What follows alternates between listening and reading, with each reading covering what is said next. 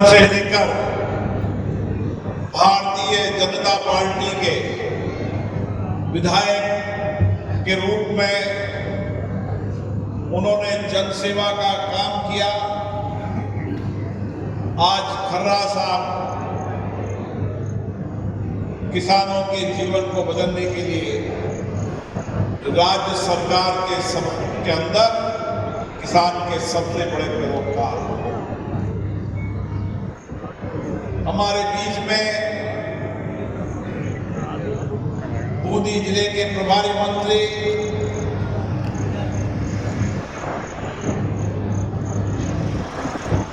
ऊर्जा मंत्री राजस्थान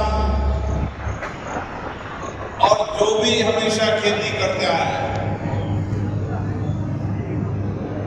लंबे समय तक खेती किसान से जुड़े रहे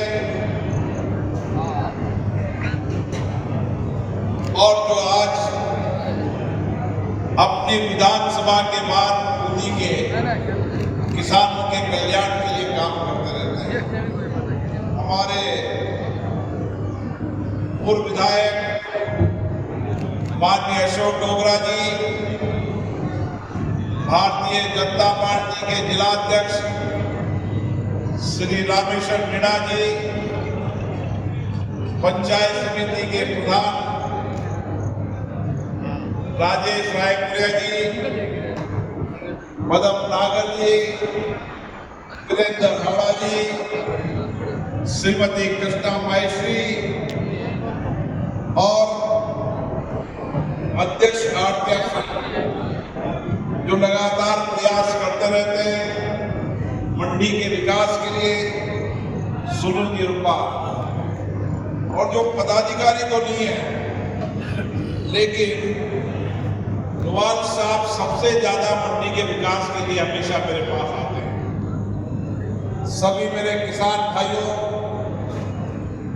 नौजवान साथियों, माताओं, बहनों,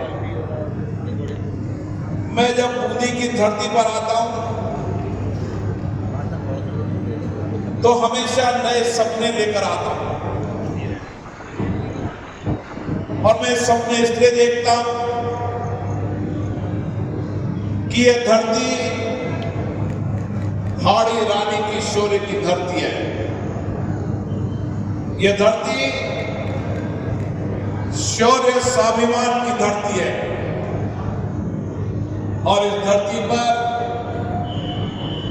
हमारे किसान पुत्र जिन्होंने अपनी खेती कल्याण से यहां के धान से, उसके चावल से बूंदी की पहचान दुनिया में बनाई। दुनिया के अंदर अगर कहीं बासमती चावल की पहचान है तो वो पहचान बूंदी के किसानों के कारण है। और ये किसान कड़ी मेहनत कर कठिन परिश्रम कर देश और राष्ट्र की सेवा का काम कर रहे हैं। मैं उन किसान भाइयों को प्रणाम करता हूं जो अन्नदाता के रूप में आज देश की सेवा भी कर रहे हैं और अन्नदाता के रूप में उनके प्रयासों से भारत आत्मनिर्भर भी बना है। एक तरफ किसान अन्नदाता के रूप में सेवा कर रहा है, दूसरी तरफ किसान का बेटा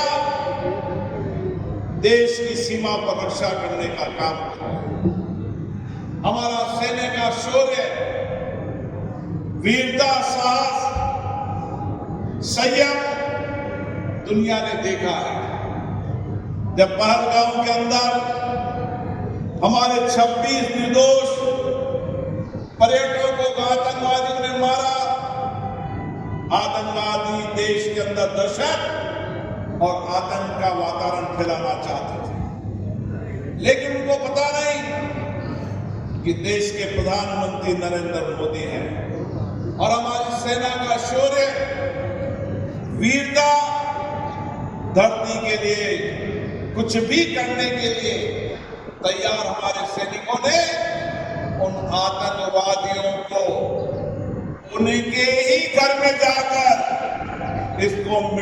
में मिलाने का काम अगर पहली बार हुआ तो भारत के अंदर हमारे सेना ने किया।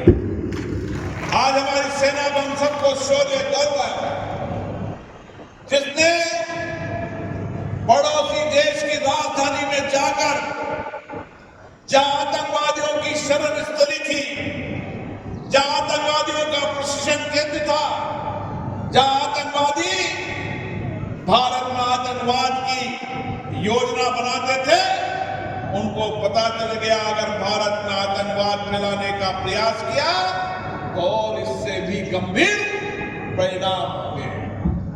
और इसीलिए ये किसान के बेटे का सामर्थ्य है। और आज आप जब बूंदी की धरती पर बैठे तो बूंदी की धरती का शौर्य भी दुनिया के अंदर जाना जाता है।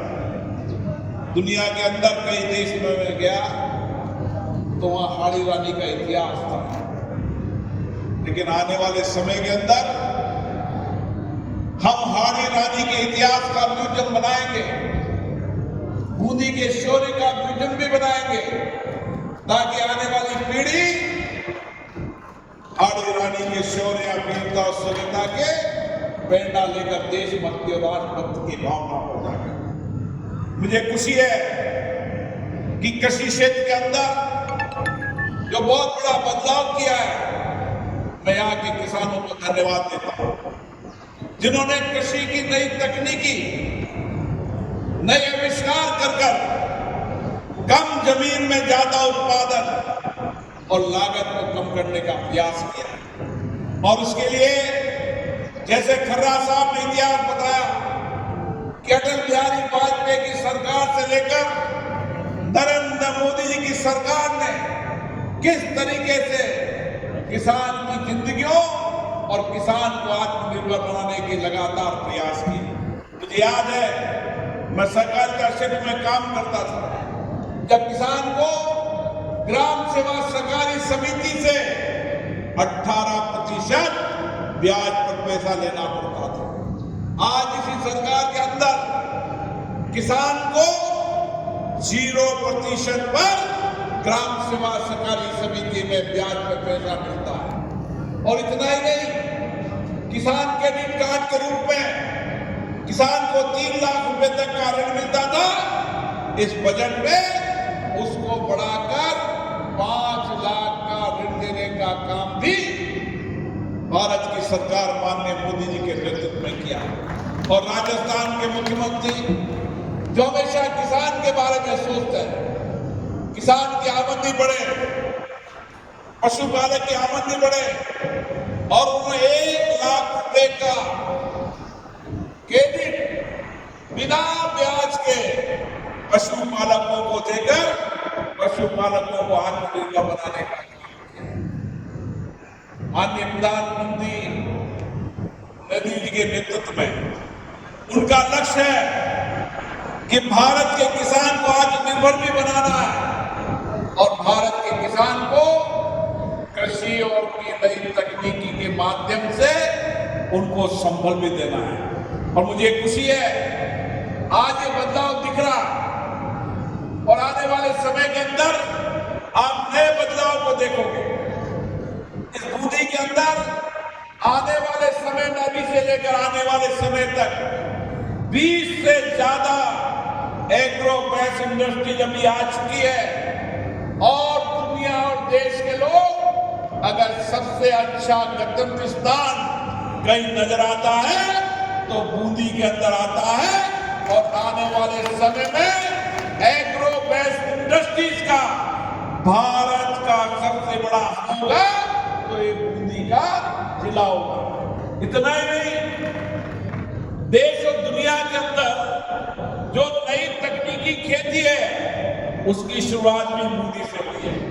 कई किसान भाइयों को पता नहीं है, हमारे नौजवान ने जो तकनीकी दक्षता है, जिन्होंने इनोवेशन किया है, उन्होंने यहाँ पर केसर मॉडल इलाके के अंदर, बूंदी के पास, अन्य इलाकों के अंदर हाइड्रोपोनिक नई केंद्रीय खेती के माध्यम से, जिसके अंदर पानी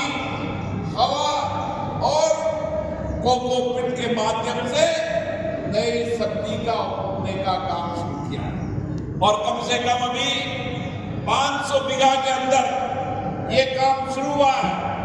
आने वाले समय के अंदर हजारों बीघा के अंदर ये काम शुरू होगा और यहाँ का माल दिल्ली बंबई के अंदर 8 लाइन 4 लाइन के माध्यम से दिल्ली भी पहुंचेगा और बंबई भी पहुंचेगा।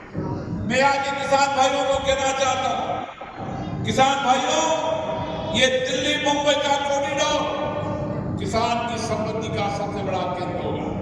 यहाँ का किसान मटर, सब्जी कोई भी उगाएगा, दिल्ली में जाकर 4.5 घंटे में दिल्ली में बेचकर शाम को घर पर आकर सो सकता है। 7.5 घंटे के अंदर बॉम्बे में जाकर वापस लौटकर अपने माल को बेचकर आ सकता है। इसलिए हमें आने वाले समय के अंदर एग्रो बेस्ड इंडस्ट्रीज के अलावा हमें फलोद्यान, यहाँ के अमरूद, यहाँ के फलोद्यान की बहुत बड़ी संभावना है। अभी किसानों ने कुछ काम शुरू किया है। आने वाले समय के अंदर किसानों को अगर आमदनी बढ़ानी है तो 3 दिशा में काम करना होगा। कुछ हमें परंपरागत खेती करने का प्रयास की नई तकनीकें अपनाएं, कुछ जमीन के अंदर सब्जी उगाने का प्रयास करें। यहाँ पर आप हिंगोली में चले जाओ तो भिंडी, आप हिंगोली में चले जाओ तो मटर। आने वाले समय के अंदर कई क्षेत्र के अंदर हम मंडी डेवलप करेंगे। कहीं भिंडी की मंडी होगी, कहीं मटर की मंडी होगी, ताकि इस मंडी के माध्यम से दिल्ली और मुंबई के अंदर किसान को दुगना माल मिल सके। आने वाले समय में अमरूद, नारंगी, मौसमी, अनार, नींबू, इसकी बहुत बड़ी संभावना बूंदी के अंदर है। और इसलिए मैं आपसे कह रहा हूं, एक बार प्रयास करो, हर गांव के अंदर देश और दुनिया के सबसे नई तकनीकी के पौधे मैं आपको निःशुल्क उपलब्ध कराऊंगा। हर गांव के अंदर नौजवान निकले, अपनी अपनी खेत की बेड़ पर आम के पेड़ लगाए, नींबू के पेड़ लगाए, अमरूद के पेड़ लगाए। कोशिश करें, एक प्रयास करें, 5 साल बाद, 3 साल बाद इसकी आमदनी आपको आने लगेगी। हर गांव के अंदर हर किसान पशुपालन करने का काम करे। जब मैं गुजरात गया था तो मैंने देखा था, गुजरात के अंदर हर घर के अंदर कहीं 4 गाय, कहीं 5 गाय, कहीं 4 भैंस, कहीं 5 भैंस। हर किसान वहां पर अपनी आमदनी के साथ 25 से 30 हजार और बड़ा पशुपालक हो तो 1 से 2 लाख रुपए की आमदनी भी करता है। हमारे यहाँ पानी है, हमारे बिजली है, खाद है। जहाँ पानी नहीं है, जैसलमेर बाढ़ में छुपने में चले जाओ, आपको वहां भी पशुपालक मिलेंगे, लेकिन हमारे इलाके में पशुपालक मिलेंगे। इसलिए हमारा प्रयास है कि पशुपालकों के लिए भी नई योजना आई है और पिछली बार भी मैंने पशुपालकों को 3 लाख रुपए तक का ऋण दिलाया था और प्रयास करेंगे ताकि आने वाले समय के अंदर पशुपालक, फलोद्यान, नई तकनीकी खेती, ताकि एग्रीकल्चर बेस्ड इंडस्ट्री के माध्यम से भी हम करेंगे। जब ये सब उत्पादन होगा तो प्रोसेसिंग प्लांट भी लगेगा। यहाँ पर आपने देखा होगा एथेनॉल के नए प्लांट आ रहे हैं, ऑयल बेस्ड इंडस्ट्री के नए प्लांट आ रहे हैं, कोको कोला, पेप्सी कोला के प्लांट आ रहे हैं और बहुत सारे दुनिया के अंदर और देश के अंदर कोई उद्योगपति मेरे को दिल्ली में मिलता है तो वो कहता है मुझे बूंदी में इंडस्ट्री लगानी है। आज बूंदी के अंदर मेरे तालाड़ा के आसपास के लोग बैठे हैं, जो जमीन कभी 5 लाख, 6 लाख, 7 लाख थी, आज वो जमीन 25 लाख, 30 लाख की जमीन हो चुकी है।